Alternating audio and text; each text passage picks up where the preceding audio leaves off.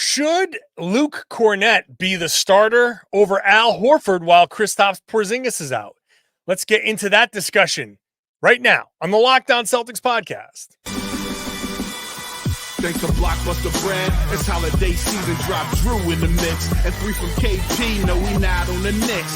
Flushing competition like Al on Giannis. Juice and Big Deuce, still Beantown's finest. Banner 18 going up in the rafters. Watch the C's game in Locked On after. Karalis on the breakdown, clutch like a tip from D. White on the breakdown. John on the mic, documenting domination. Matter pen a back bay, it's all C's nation. Rain and Jays, how we started raising banners, how we finish. Locked On Celtics pod, home of the winners.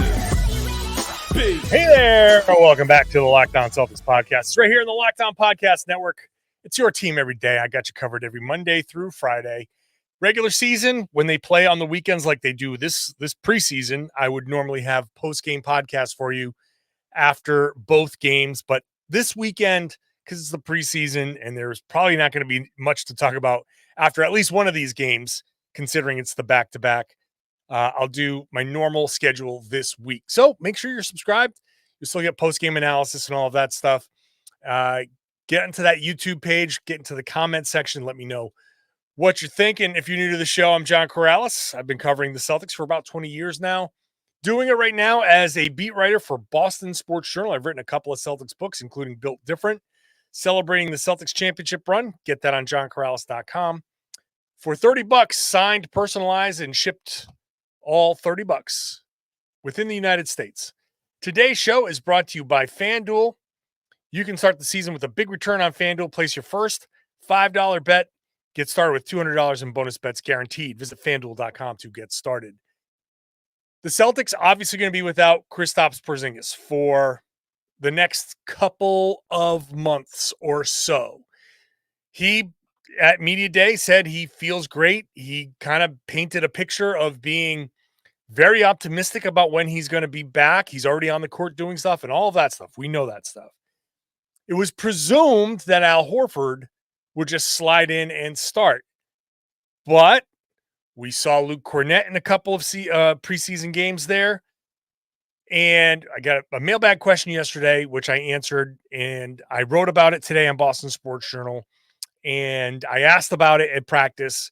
I asked Joe Mazzulla about it, and he gave a couple of interesting answers. So to discuss it, let's bring in our guy, Tom Westerholm, commonly known as T to the double V, all over the place. I mean, it's just people don't even call him Tom anymore. So no, it's it's a shame to see T-Easy go by the wayside, but yeah, it's all anybody's talking about. It's the biggest thing on Celtic socials. It's realistically on social, like yeah. It's right there. It's like hurricane, election, T to the double V, Aurora Borealis. You're bigger. You're bigger than the Northern Lights, which were very. Listen, I'm coming for that election though. Yeah. I think honestly, I think I'd vote for the T to the double V. Yeah. Over everybody else. For sure. I know I do well in Michigan, so. Yeah, I think you could carry Michigan. I think you could. Yep. All right. So let's get to this Celtics big man stuff, because first, the overarching thing is I think the Celtics big man situation is fine. There's no need for people to be like worried. I don't think that. I think before the preseason came around and training camp came around, people were like, oh, we need to do something. But I think the Celtics are fine. So fine that I like the idea of Luke Kornet starting in place of Al Horford. I did ask Joe Mazzulla about, first of all, I asked him about Al playing, and he said that the Celtics are just ramping him up. Quote, he'll definitely play in one of them, meaning the 3 preseason games, maybe 2, just kind of ramping up and making sure he stays sharp. That's all. No injury, no nothing. All right. And then I asked, is there any thought about Al coming off the bench or starting prior to Porzingis? And he said, obviously he's been great for us, both coming off the bench and starting. So we have to make that decision, whatever we think is best for the team. And it's a credit to him that he's open-minded enough to know that he'll just do whatever's best for the team. So right away, it's not a no. It's not, no, Al is starting and that's it. It doesn't mean that Al is coming off the bench either, because Joe is not going to just flat out tip his hand, which is only matters for like the first 10 seconds of the season. Correct. If that, but coaches do not want to tip their hands. You got to fight for those 10 seconds. That's it. You never know. Fight for your space. You got to fight. That basket that they score in those first 10 seconds, because the other team, the New York Knicks, is like, I don't know what to do. It was Luke Kornet and it wasn't Al Horford. I'm so confused. And he gave up a basket. If the Celtics win the East by 2 points, that basket is going to be the difference. Yeah. So still up in the air, but also door wide open. Yeah. For Luke Kornet to start. I have basically talked myself into. Yeah. I like the idea. I think Luke starting is the way to go. I love it for a bunch of reasons. I think it's worth kind of breaking each one of them down. So just for starters, right?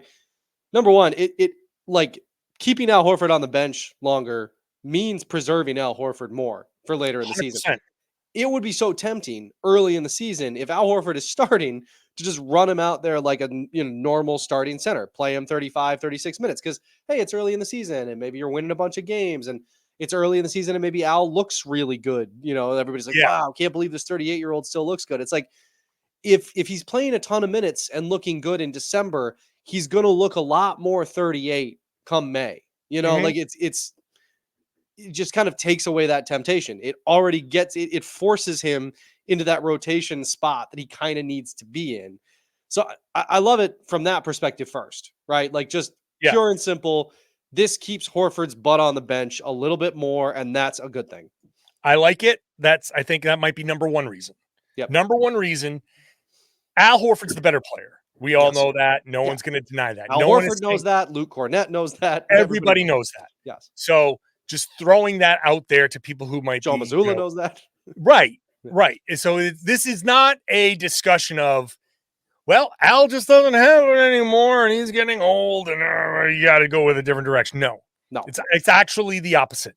Al Horford is so good and valuable. You need to make sure that you do not give in to the temptation of putting the good player in simply because the other four players in that starting lineup are incredibly good. Yes. Very, very good. Yes. And there is something to be said for the concept of you take the lesser player and surround him with your best players, because everybody's going to be like, well, I don't give a damn about Luke Kornet. And that gives an NBA player, and you know what? A quality NBA player. And I think Luke is a solid, quality, legit NBA player. And you put him in there, setting those picks like I've talked about. I did a breakdown on Boston Sports Journal, just little tiny things that he does. Set the pick, short roll, catch it, reverse the ball to the other side, get the defense moving. Just by virtue of a guy having the ball in the middle of the paint, there's a shot of him getting triple teamed by the Nuggets. Like, just because, oh crap, there's a big guy with the ball in the paint, everybody kind of reacts. That's all you need. And then he's going to turn and find the first open guy, and that open guy is going to be a very, very, very good player. And those very good players are going to do very good things. So you don't need Al Horford. It's a luxury. You don't need Al Horford to start. So correct. To me, I 100% agree with you. The best path towards preserving Al Horford is sit him. Hey, you know what? Worst case scenario, if Luke Kornet has one of his bad games, go ahead. Now you put Al Horford in, sure, and you rejigger the minutes behind him. Okay, we'll just play a little more Tillman. We'll do a quick substitution thing here. We'll get Al back on his minutes. We'll figure it out later. But to me, that's the number one reason. For sure. I think it's I think to your point about Luke being a genuinely quality NBA player, right? 1,807 possessions last season with Luke Kornet on the floor. That is a big sample size. That's a good, solid, strong sample size. Plus 12.7, the Celtics. They were plus 12.7 with Luke Kornet on the floor. And I'll tell you, those minutes with Luke Kornet on the floor, a lot of those minutes, Luke Kornet was the only true big, right? Because like you weren't going to play Luke Kornet and Kristaps Porzingis together. That's for sure. You could play them without you could play him without Horford, but I'm sorry to interrupt, but the numbers I looked up, the worst Celtics lineups with Luke Kornet were the double big, him with Horford, him with Porzingis. I got a nice minus 12.9 here for Kornet and Horford, which when you consider that was when you consider the plus 12.7 overall, tells you how good all these other lineups were with Luke Kornet. Also, the Celtics as a team plus 11.3. So Luke Kornet on the floor was a really good thing, and the Celtics actually outperformed their overall their overall point differential with Kornet on the floor. I think it makes so much sense from the quality of Kornet as well. We get into more reasons why Luke Kornet. Now I'm not only talking myself into it, I'm so dead set convinced that when Al Horford inevitably starts opening night, I'm going to be mad. Locked on echo chamber. We love it. I will not be mad, but we'll talk about it when I get back. Today's show is brought to you by Game Time. That's the place to go for your last minute tickets, especially last minutes, but it doesn't have to be last minute, but it's really good for last minute tickets. For whatever you need, if they're selling tickets online, maybe you want to go to a Celtics game, maybe you want to go to another NBA game if you're in another city, or a comedy show, a concert, something like that. Just pop on that Game Time app. Use that Game Time Picks feature because that filters out the fluff. It shows you only the best, incredible deals on great seats, so you don't have to waste your time. That's the biggest thing with Game Time. It's going to save you time. It's going to save you annoyance. They're all in pricing, means all the fees and all that stuff. Whatever you see, the price, once you turn on all in pricing, that's the price that you pay. You're going to get the panoramic view from your seat in the app so you can look at what this is going to be my view of this event. They have the lowest price guarantee. Somehow you find that ticket somewhere else for less, you will get credited 110% of the difference. That makes what Game Time has the most flexible customer service policy in the ticketing industry. So take the guesswork out of buying tickets with Game Time. Download the Game Time app, create an account, use Locked On NBA as your promo code. Locked On NBA gets you $20 off your first purchase. Terms apply. Again, create an account. When I turn Canadian there, create an account and redeem the code Locked On NBA for $20 off. Download Game Time today. What time is it? Game Time. Thank you for making Locked On Celtics your first listen every day. Go check out Locked On NBA. We're going to be 7 days a week pretty soon once the season starts, covering the entire league as a whole. So check it out on Wednesdays with Jake Madison. Keep up with the entire league with the Locked On NBA podcast. Listen to Locked On Celtics first. Listen to Locked On NBA second. You got your whole league covered. Let's get back into this discussion with Luke Kornet as the starter over Al Horford. And okay, so we're preserving Al Horford, number one. Number two, continuity. I think the continuity is worth it. If you start Al and bring Kornet off the bench, at some point, Porzingis is going to be back and Al's going to go to the bench, which is not a problem, right? This is not the biggest deal in the world. But with Al Horford off the bench 100% of the time, it just keeps that continuity. Just pro athletes are creatures of habit. You keep them doing the thing that they do best. You understand your role. You understand the guys you're going to be playing with the most.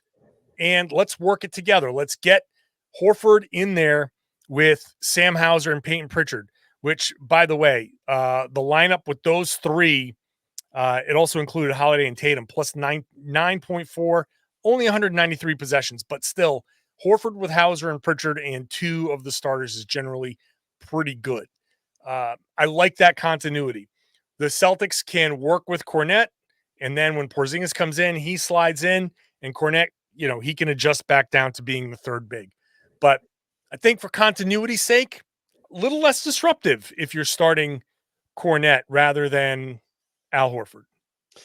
Absolutely. And I mean, I think there's the continuity aspect of it, and then there's also just like the possibilities of it, right? Like there's okay, so like let's say Luke Kornet starts playing really really well, right? Like let's say that like this lineup looks really really good. There's like options on this roster. I don't want to like say it outright, but it's like maybe like if you need to like create flexibility down the line, maybe you are giving somebody a little bit of a tryout, right? Like I think um I think there's that aspect of it too. But yeah, I mean, look, I think continuity matters. These guys have, like these guys have a lot of continuity already.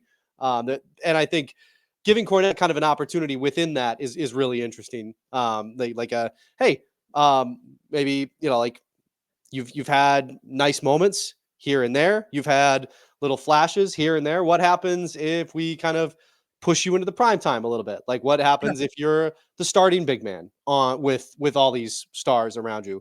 Do you shine with those guys? Do you impress some other team? Like, I think there's Sure. I think lots of good possibilities come from that. And look, there are probably 4 or 5 back-to-backs in, between now and Yeah. mid-December, and Al Horford's not going to play in those. Right. So Right. there's 4 or 5 games where Al Horford, even if he was starting, won't start. So again, That's true. continuity. Yeah.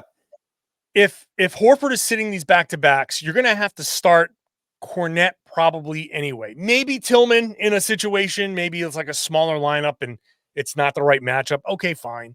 But if you're gonna start Kornet 4 or 5 times, well, you got 20 other games. Like, just Yeah. why not just do it? Why Yeah. not just do it? And again, because it works, you could put anybody in there. You could play Kada Yeah. in there with those 4 starters. Like you don't want to put a big negative out there.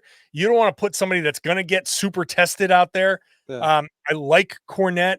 You put Tillman out there as well, but if you're going to go, if Kornet's going to be the way you go, and then you adjust off of that, I just like the idea of him. Just do it. Just if that's going to be your back to back plan, well, why bother? Why bother with Al has done it. Al has all the respect in the world. He has a championship. Everybody knows how much he's loved. Every player in that locker room has called Al, like Jayson Tatum says. This is when he talked about Al winning a championship, he gushed. He's like, I'm so happy. This is it like makes me emotional. Jaylen, same thing. Like these guys love Al Horford. No one is going to question this. Somewhere down the line, Al will be still your 6th man, and Kornet might not even play. He'll go from starter to DNPs. But I'll tell you what, though, even though I'm advocating for Kornet to start, that doesn't mean he has to finish these games. That's the other part of this. He can start, and you can have Horford come in somewhere. Like it doesn't matter how many minutes you play Kornet. You can play him 30 minutes. You can play him 34 minutes if you want, whatever. Like he's young enough, capable enough, whatever. But however you want to do it, you can stagger. You can have Horford come in at the end of the quarter, start the second quarter, sit for the middle portion of the second quarter, and finish the second quarter and do the same thing in the second half. So he's finishing the fourth quarter. So you're finishing with your best lineup. Yep. You're ending your first quarter, you're ending your second quarter, you're ending your third quarter, you're ending your fourth quarter with Al Horford in the lineup. If you do it like that, you're bridging the gaps. You're putting Al in for the, what does Joe talk about? Got to finish quarter strong, got to start quarter strong. So that's where you have, aside from the first quarter, that's where you have Horford. And that to me, like if you're going to say 25 minutes, that is maximizing Al Horford. Yeah. How do you get the most juice out of this? It's not by starting him. It's by bringing him off the bench and getting him to finish all of these quarters. That to me is absolute maximizing Al Horford. You said earlier they could even play Kada if they wanted to, and I just wanted to say that Kada plus Tatum last season plus 11.6. So there you go. Options abound. But yes, I agree with all that. I'm fully on board with you. I think starting start Kornet. Start Kornet. You got to do it. All right. Well, let's get into the rest of the bench when we come back, because there's going to be opportunity for a lot of people here. We'll do that when we return. Today's show is brought to you by FanDuel. It's America's #1 sports book, because they're doing things like giving you a chance for a big return. All you got to do is place a $5 bet. So whatever it is you want to do, maybe you believe in Drake May. Maybe you believe in the Patriots and you want to put a little bit of money on them, or maybe you just put enough on them to cover. I didn't even look at the spread. I just assume it's a lot, whatever. Put your $5 on there and you'll get 200 in bonus bets guaranteed. So whatever happens, $200 in bonus bets guaranteed. If you get a hunch in the middle of the game and you're like, oh my God, this is not going well at all, I'm going to bet on the other team turnovers. You can check the stats if you want. It's all on the same page as you place your bet, the live play-by-play, all of that stuff. So you can just open up one app. You don't have to have multiple screens there to look at the stats and place your bet. Make sure you're using the tools that they have there so you can gamble responsibly. Set your limits, set your budgets. Don't go overboard. Just have some fun, because it can be fun over at FanDuel, America's #1 sportsbook. All right, so we have agreed. We have solved the big man problem, as if it was a problem at all. Right. I don't really see the downside. I really don't see the downside to starting Kornet. But like I said, who knows with Joe Mazzulla? He might just start Al and just be like, ha, psych. Might start Kada. Boy, that would be something. Yeah, you never know. Those first 10 seconds would be very confusing for the New York Knicks. Yeah. It'd be I think it would be very bad for the Celtics. It would be very bad. Kada trying to guard. I don't know how that lineup would go. I expect Holiday to go out and guard Karl Anthony Towns. Yeah. Yeah. I honestly think Holiday's going to guard Towns. Towns going to turn it over like 5 times in the first half. And the national narrative is going to be like, oh no, he sucks. Like, he's having a good season, but 100% could happen. And then, like, if the Celtics and Knicks face each other in the playoffs, like, Holiday won't guard Towns would be my guess, because like that's not actually probably viable over the course of a 7-game series. Yeah, maybe. I don't know. Maybe I could be wrong. But by then, theoretically, Porzingis will be back, which is the other thing. When just to wrap up the discussion about Kornet, this is a temporary fix. This is just a temporary fix. Yeah, it's only like 20. It might only be like 21, 22 games.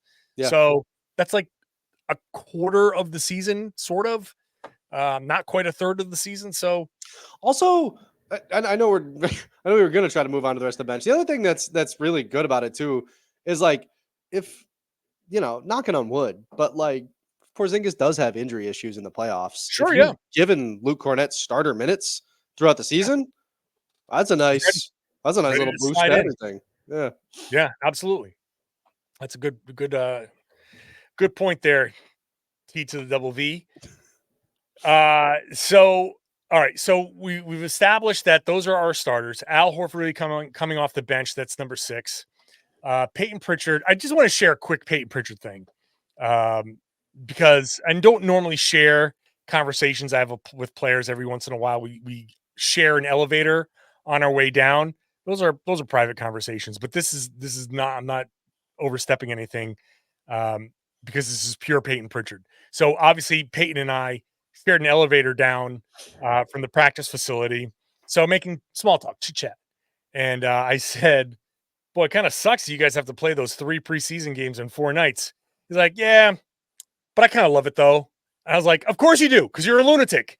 It's like we got 3 preseason games in 4 nights. LeBron is complaining, why do I have to get onto a plane, to go to Milwaukee for a preseason game? And Peyton Pritchard's like, 3 and 4 nights. We should just be playing 3 in a row, 4 in a row. Why not? Let's go.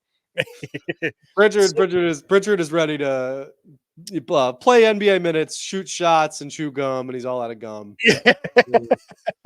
Yeah. I mean, here's the thing though. Here's the case for it though, right? It's like, basically the Celtics are doing the NBA version of working.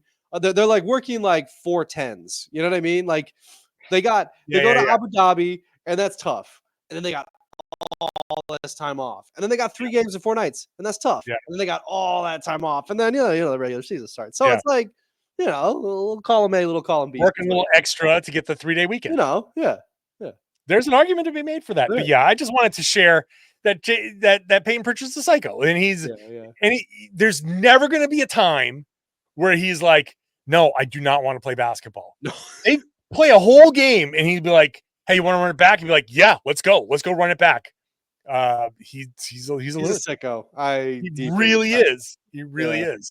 Like he almost seemed offended at the fact that I was like, yeah, this could be a problem for you guys. Like, no, love it.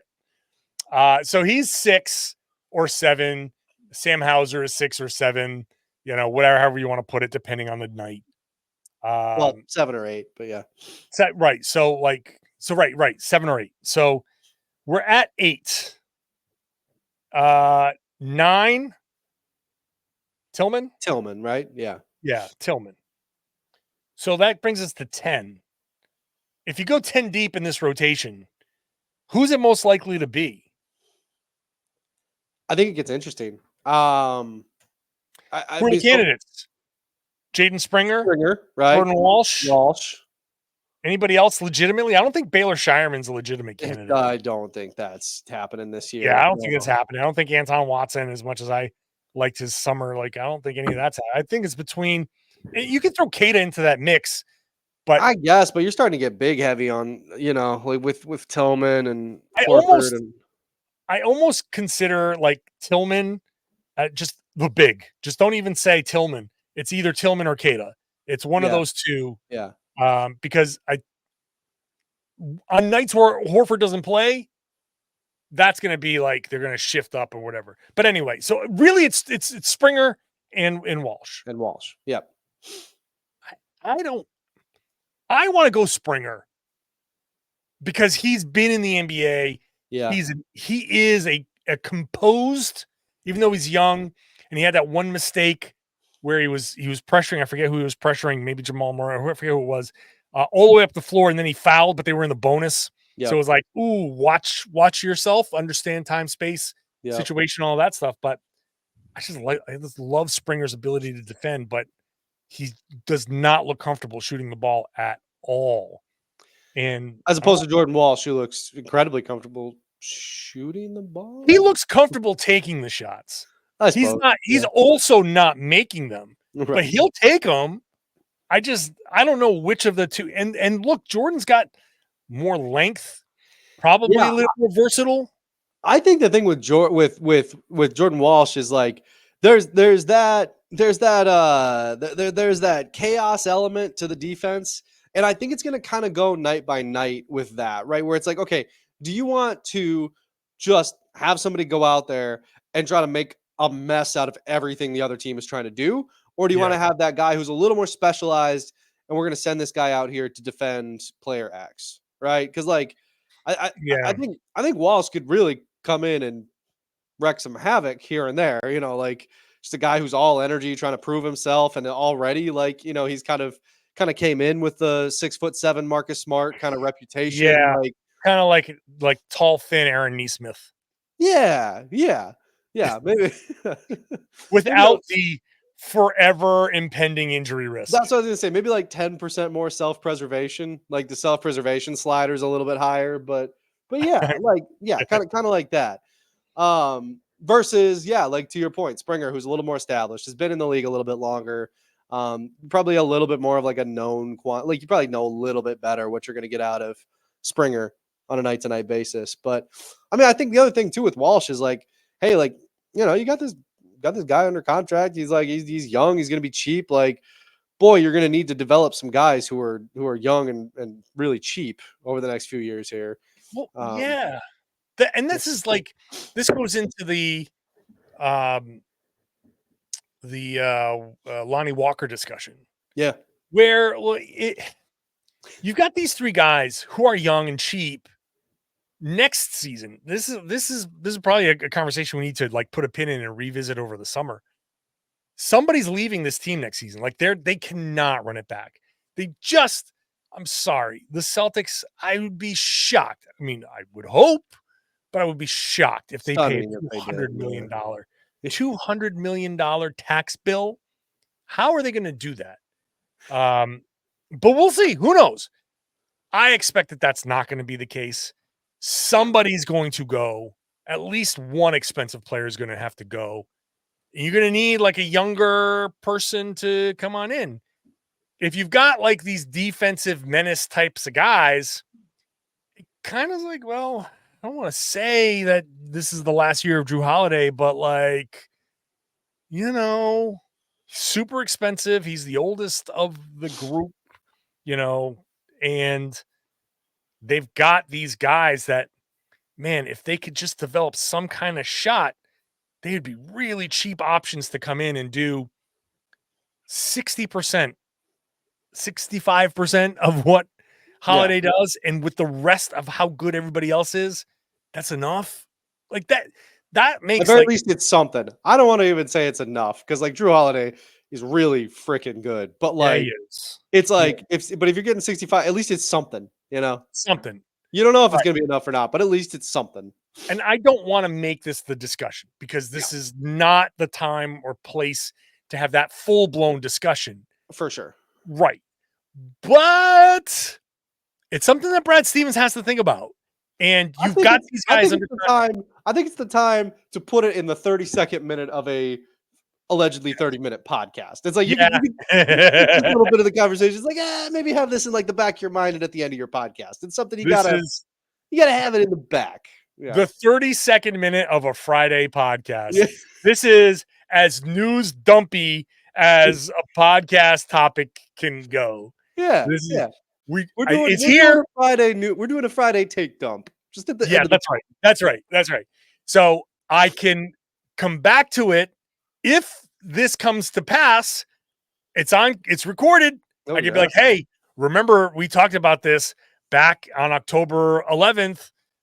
This was the podcast. This is October 10th. Like we mentioned this a long time ago, and people are like, I don't remember that. It's like, yeah, because there's like two people listening and you forgot about it at this point. But yeah, I think it's an interesting competition between those two guys.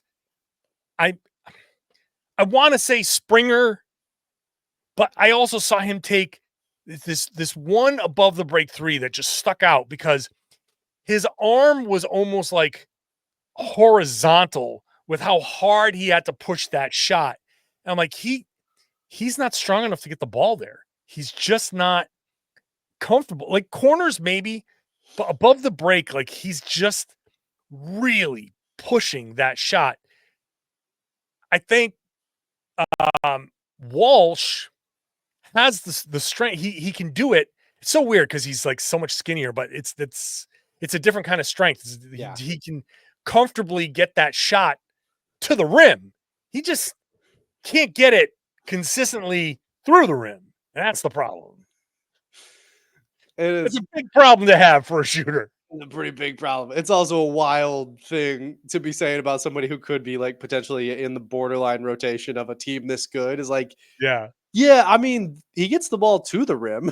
He can get it there. What it does once it gets there, who knows? Anybody's guess. Yeah.